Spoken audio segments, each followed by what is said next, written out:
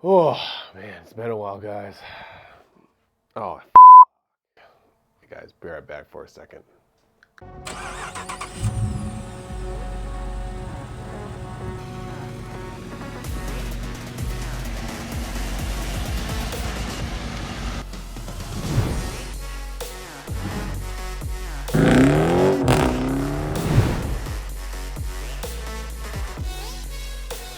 Hey, guys. Hey, look at that. The hair's better, guys.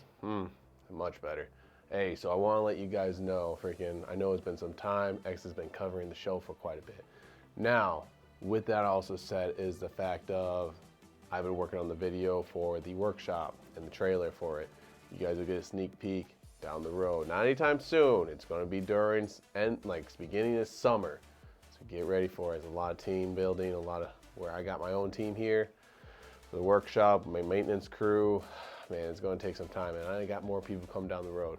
A lot more ideas. And this time we're coming up with merch ideas. But now, another key thing you guys need to know about. I know it's a little late, but this is for every one of my car drivers who are not prepared for the winters. Because guess what? Every time winter comes by, something's wrong with your car. For my experienced drivers and my mechanics, you guys probably know more about what you gotta tinker with and what you do. But this is for people who don't know. For winter prep. But let's roll into that, shall we? So, the key thing about winter preparations that irks me so much is always checking your tread on your tires. Now, fun fact, actually, about America, especially mostly about Atlanta drivers, is your tread tires, okay? For winter prep, bald tires. Who often checks their tires? Mechanics? I know. Usually you want to check that stuff usually once a week. Do you know the purpose of why you want to change your tread tires? Man, one of the key things is hydroplaning on the roads, okay? Because when you hydroplane on the roads, it gets very, very bad. So, I mean hydroplane, I mean you're skirting freaking on the road, losing control. And you know how that works? For instance, look at that fucking car. That thing's about to fucking total itself. But with it too, it's because of the fact of the tread's supposed to be, when you have enough tread on the wheels, the water's supposed to go through the tread on the other way, so it keeps the traction of the tire on the road. Now, if you have less tread, what that does, if there's more water involved, the water is going to be at the very bottom of the tire, meaning there's no traction. Rubber ain't touching the road. That means hydroplaning. Actually, that is what is the term for it. So hydroplaning is very bad. Now, I could explain how to avoid yourself from hydroplaning in another video for my inexperienced drivers. For my experienced drivers, you guys already know. My mechanics, I guess you already freaking know too. But another important thing about your tread on your tires is icy roads. Okay? When it gets cold outside on your winter preps, I mean cold outside. It's cold outside on a warm and sunny day. But that's not what we're trying to get at. So, icy roads, okay? It could happen up in the north. Obviously, north has snow and ice and black ice. You know, people who, to the northerners, it's common up there. They don't freak out about it. But once the south gets a little bit of sprinkles here and there, oh God, it's the end of the world. Black ice on there, no one touches the road. You'll see it clear as day. No one wants to go out to work anymore. They're going to call in sick or they're going to get a day off. It blows my mind seeing that here. Because when I hear there's snow, I was like, oh, hell yeah. It's not even an inch though, but yeah, I get to see a little bit of snow, walk outside. No one's working. No one is working or going to school, which is great. But with that also said, freaking tread is very important in a lot of ways. Now, air pressure in your tires during cold weather. Now, who all is understanding how weather works with tires and air pressure? Fun fact, when it's warm, the tire goes up.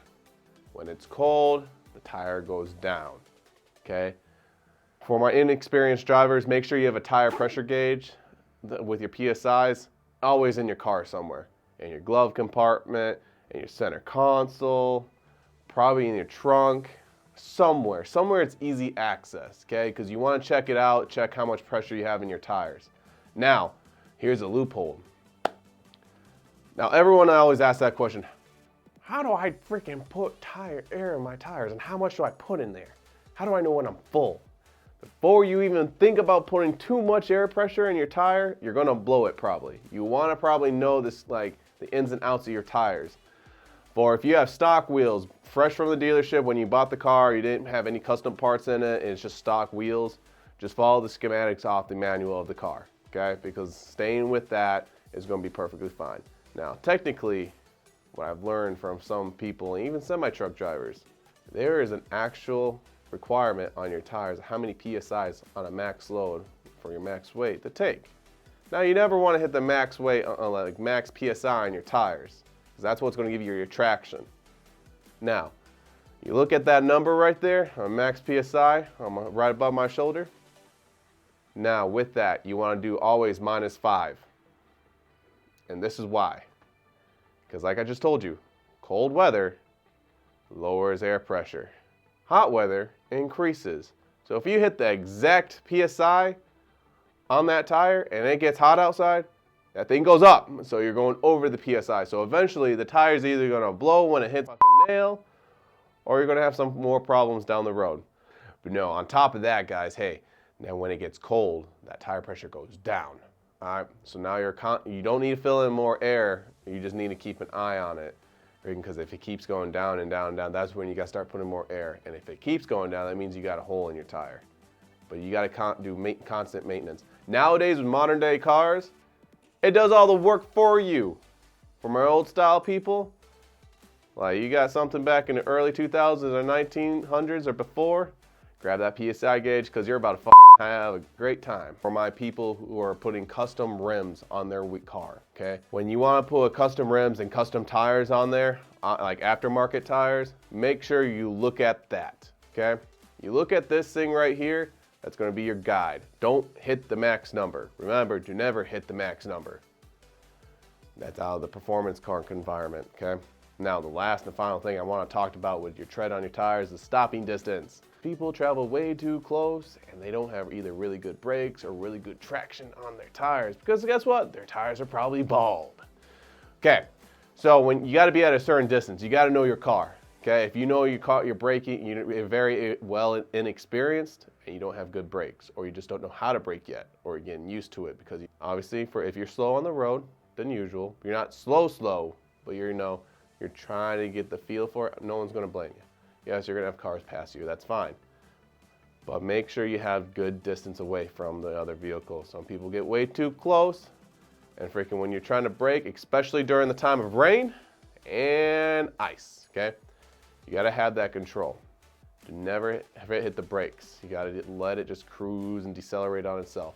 But when you know when it's just a normal time, when there's no hydroplaning, no ice on it and whatnot, you don't stomp on it, just slightly slow pressure squeeze on that thing, okay? Please do that, because no one on the road wants to keep freaking slamming on the brakes every 5 seconds.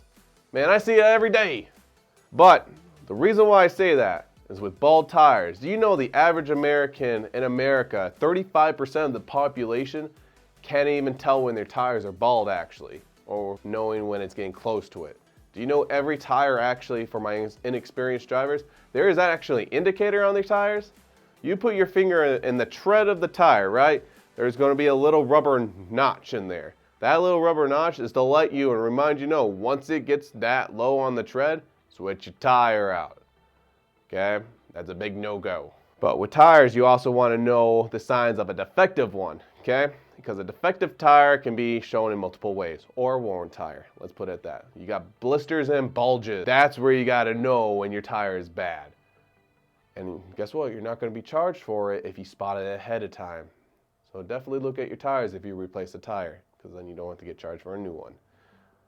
That's what a bulged tire looks like. Man, it's like someone stuck bubble gum and just blew that shit in your tire, and then makes me want to grab like a little safety pin and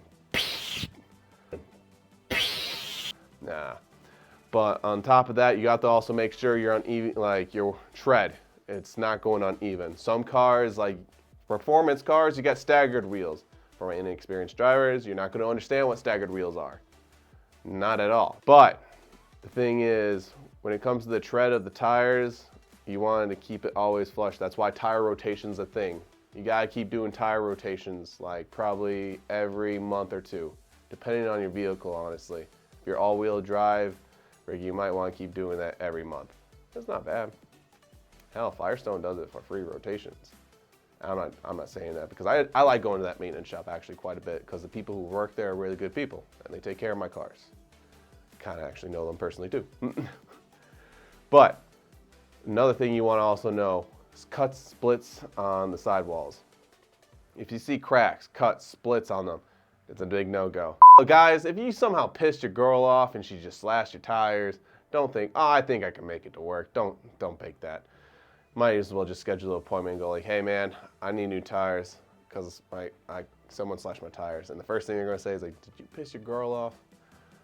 No, I didn't do that. Okay, maybe I did. But make sure you just also fill up the tire pressure. That's a key thing. That's actually one of the things required for tire prep for your tires, is making sure filling up your tire pressure. And especially for winter prep as well. Now, do you understand that 17% of people in America know how to check their tire pressure? Well, statistics showed it was only 17% of the year 2020. They haven't grabbed anything from 2021, 2, or 23.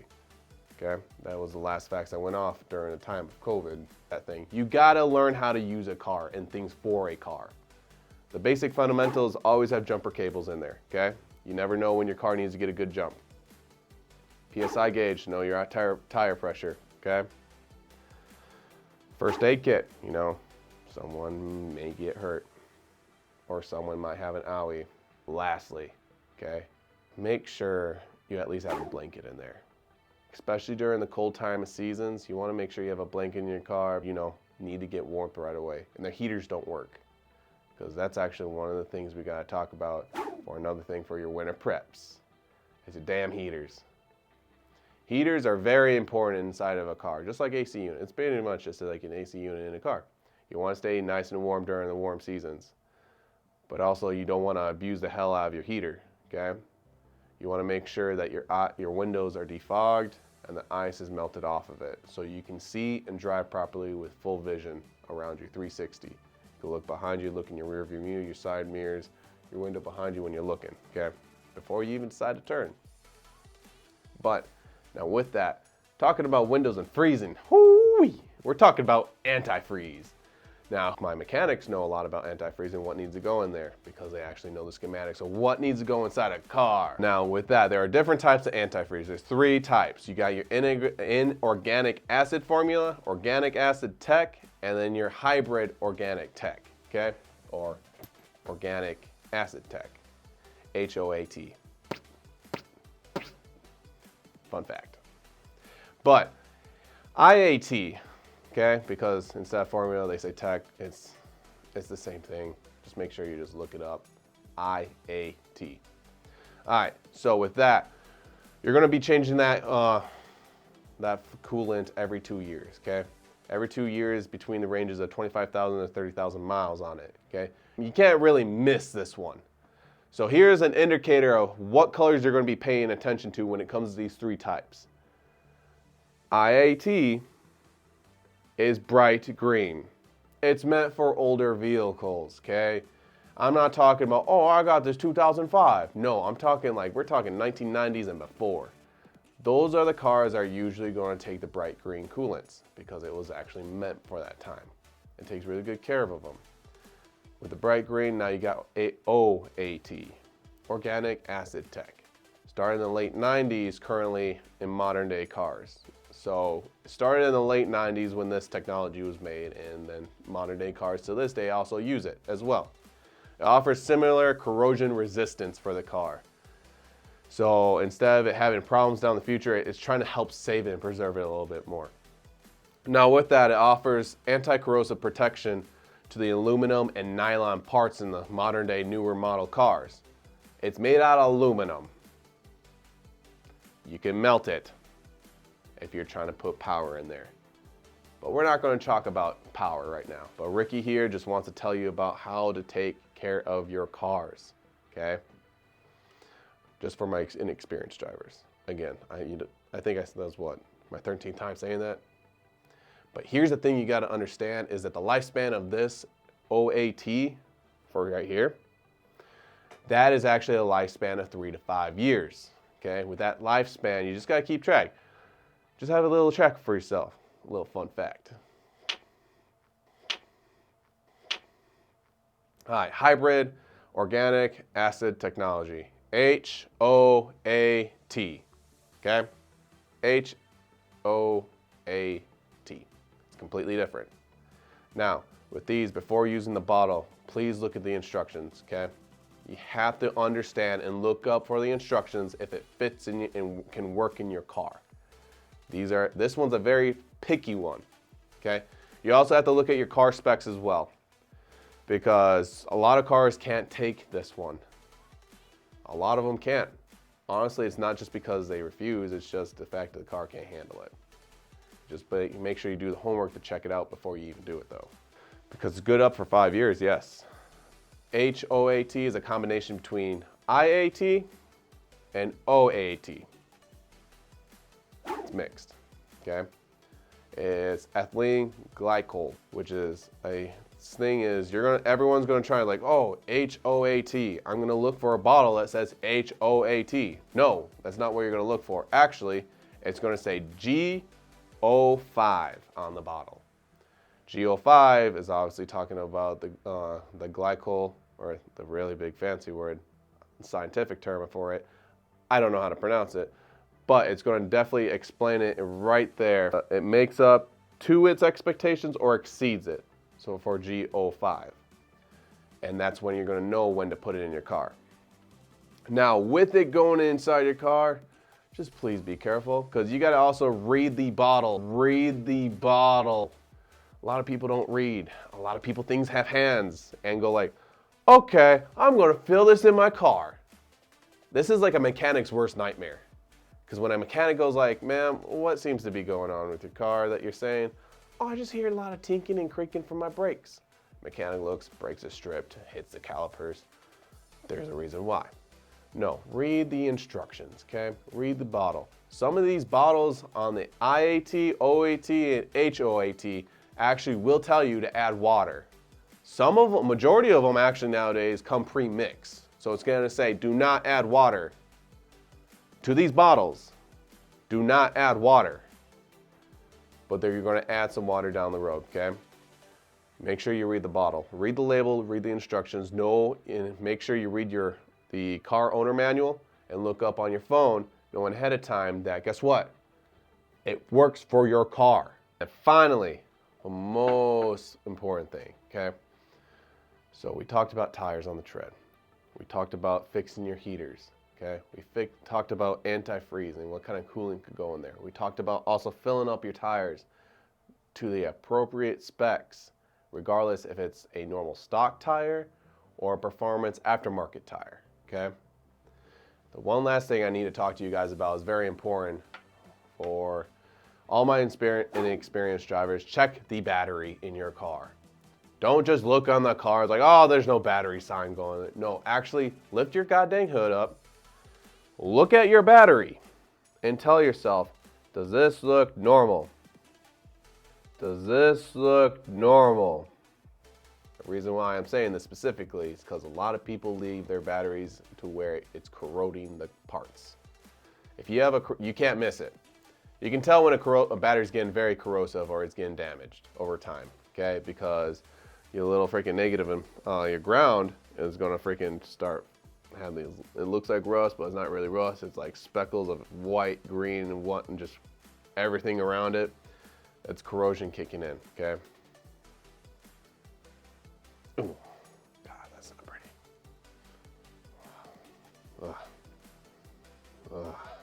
No, check your battery. Because during winter time, this is where the battery likes to like start dying or having complications. You gotta make sure the battery at least looks good on your car, and then you look at it knowing that. If you need to find out actually if you can see if your battery has problems, take it to the local AutoZone. AutoZone can check your batteries for free. And by the way, AutoZone's not sponsoring me. I just do it, I take advantage of that benefit, okay? They do it for free. They check your alternator and they make sure you have no complications with your spark plugs either, or your ignition, technically. They don't check your spark plugs, but your igniter. They'll double check that and check your battery for you. But always check your battery, okay? If you need to charge your battery up, make sure they also charge it up. It'll be free as well.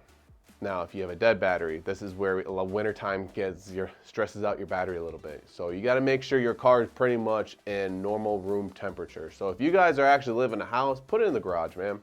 I know sometimes your garages ain't big enough to fit all the cars or the family cars because your wife got the SUV in, daddy got the truck in, and you're just like, dang it.